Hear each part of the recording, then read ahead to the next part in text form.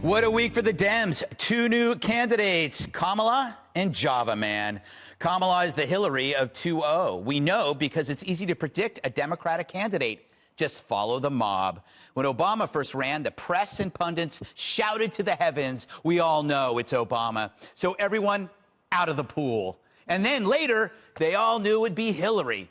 Until the Orange Godzilla ambushed them. He showed that it's not hard to ambush a mob, especially a mob of lemmings.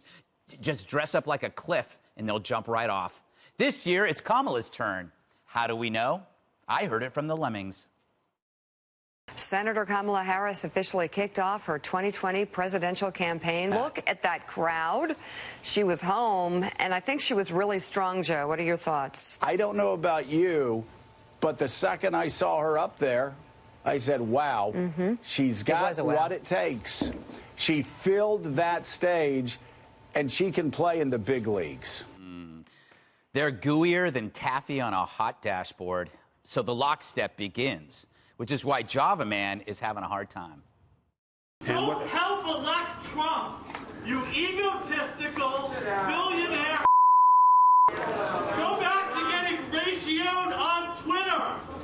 Go back to Davos with the other billionaire elite who think they know how to run the world. That's not what democracy needs. Someone got a day pass from the home. Of course, there's the view. Your entry into this race will guarantee Trump another 4 years. And I know I don't agree with you. I know you don't. I don't agree with you. And if he runs against a far-left progressive person who is suggesting 60, 70% tax increases on the rich and a health care system that we can't pay for, I don't know about President that. Trump is going to get reelected. And no one wants to see him fired more than me. And no one wants to see you run more than him. She's like a cold cup of coffee. So you hear the fear in their voices. Java Man wants to do what Trump did, say surprising things about new ideas, laugh at the press, drive the mob crazy. But there's a problem. The mob fears if he runs as an independent, he'll take votes from Kamala, handing a win to Trump. And they're right. Schultz is an old-school lib, and by showing up next to the clown car that is the Democratic Party, he exposes how far left they become. He's not a socialist promising pie-in-the-sky BS. He's sane. The solution for the Dems? Pick one like him so no one flocks to him. Or watch how he run. Look at him. He's already committing the cardinal sin, going after the media's preordained choice. Well, you just played Senator Harris as saying she wants to abolish the insurance industry. That's not correct. That's not American. What's next? What industry are we going to abolish next? The coffee industry? Big mistake. Going after her. He'll last about as long as a pork chop in a piranha tank. So I am starting to warm up to this guy, Dana, because unlike the other people running, he's got the guts to go after the sacred heroes. I mean, he's going after Kamala, and I'll play some tape later of him going after AOC. And you're seeing the nasty reaction everywhere because he's making it hard for them to protect their choice. Right, so they're sort of like united against him. The other person that actually went after the left by name for, I think it was AOC, maybe it was Elizabeth Warren. Bloomberg. Michael Bloomberg.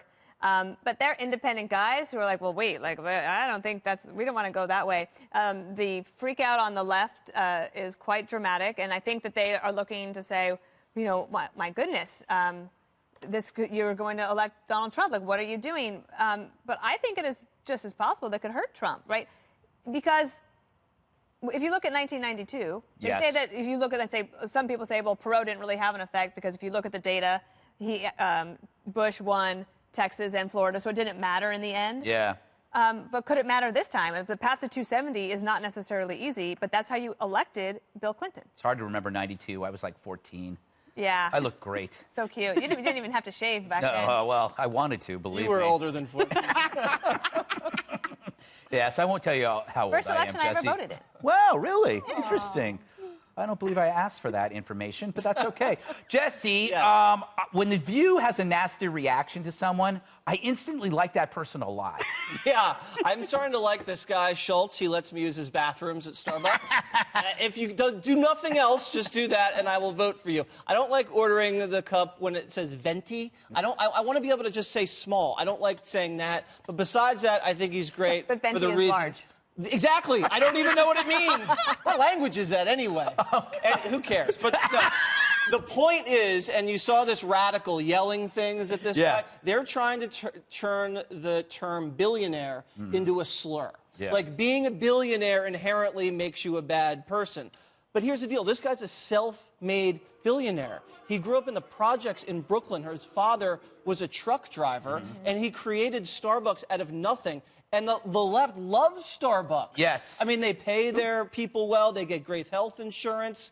Everybody used to love them, and now they want to boycott Starbucks because he could be the spoiler and ensure a Donald Trump second term, more Kavanaughs, more tweets. They're on a suicide watch now because the guy's got enough dough to get on the ballot in all 50 states and then blanket the airwaves with advertisements. So it's a total meltdown. You know, all right, Juan. I think that Howie is a lot like you in the sense that he's an old school Democrat without a party. You know, your party is going way far left. And, you know, it's been hard. I think it's been hard for you. I'm like an analyst. I know it's been hard for you with your Democratic Party. I'm in the middle of a psychology. Tell me how you really feel. But don't you session. think that he's sounding like a Democrat from like the 70s or 80s or even 90s? He sounds like Bill Clinton. Well, he is like me in this regard. We both grew up in Brooklyn in the projects, so I'll give him that. But I didn't become a billionaire. I mean, he did. Not yet. Well, but he says things about Elizabeth Warren that I just find strange. I mean, he says that Elizabeth Warren's idea that you tax 2% on people who are worth more than $50 billion, he says that's ridiculous. I think, why is that ridiculous? I bet he has an answer. Or he says Medicare for all, ridiculous, stupid, that's un-American. And I think to myself, most Americans think that's a good idea. No, but he was saying un-American and that getting rid of an entire industry. He was talking about but she didn't say get rid of the industry. She just said you should be able to go to the hospital, and if you're in the hospital, not to have to go through, do you have insurance? Will your insurance coverage, company cover this? But get, right away, and that Medicare for all would guarantee Doesn't that happen? They treat people without health insurance all the time. Right, that's bad. And you know what? Turn people away at all. But then what happens, Jesse? You and I end up paying with higher cost, and that's why American medical care is so So you want to prohibitively fire expensive. 500,000 people that work in the healthcare industry? I didn't want to get insurance into the people? debate, but I will be glad to. But I just wanted to talk about him for a second because I think a lot of the things he's saying out of the box that dismiss the Democratic ideas are out of touch with who voters are. The key point that he's making, and it's interesting that Steve Schmidt, who worked with McCain, I think Greg Stripple, who was also a Republican pollster, Bill Burton, who worked with Obama, these are his top people, okay? They were with him yesterday here in New York. And what you're seeing him say, 40% of Americans now identify as independents. They don't like Republicans or Democrats. They really are independents.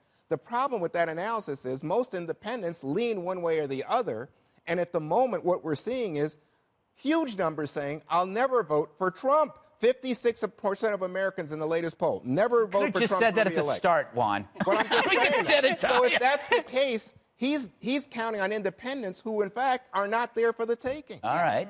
I mean, I think he's just a businessman, right? So he much like Trump, has an idea of what these policies do when they're actually impacting business. So when you look at a 70% marginal tax rate, when you look at Medicare for all he's saying is it's un-American to have a massive government overtake of industry, and he knows that it reduces the quality of care of those items, that top tax rate is going to cause, when you hike up that on people at the top, you're going to lead to job losses, you're going to lead to a trickle-down economics. This guy's been alive for a minute. He's a successful businessman, and he's saying these things sound great that Democrats are coming out and saying, all these sound bites, this utopia that they want to live in. But when you get out of liberal academia, this stuff just doesn't work. And it's interesting because he used to be viewed as a social justice warrior. Starbucks was this liberal company. We bashed him here. Loved him. Right, exactly. Liberals loved him. And now they have to make it their job to destroy him and to destroy that company. Don't think they're not going to boycott To your that point, company. the media in the Democratic Party are going to narrow the focus to the person they want, which is That's right. Kamala. And they also, remember, the media liked Trump before he ran as well. So this is what they do. They might like you before, and then when they sense that you're a threat to far-left policies now,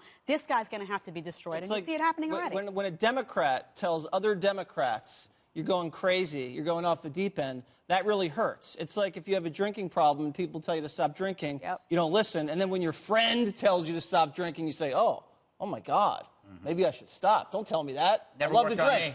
me.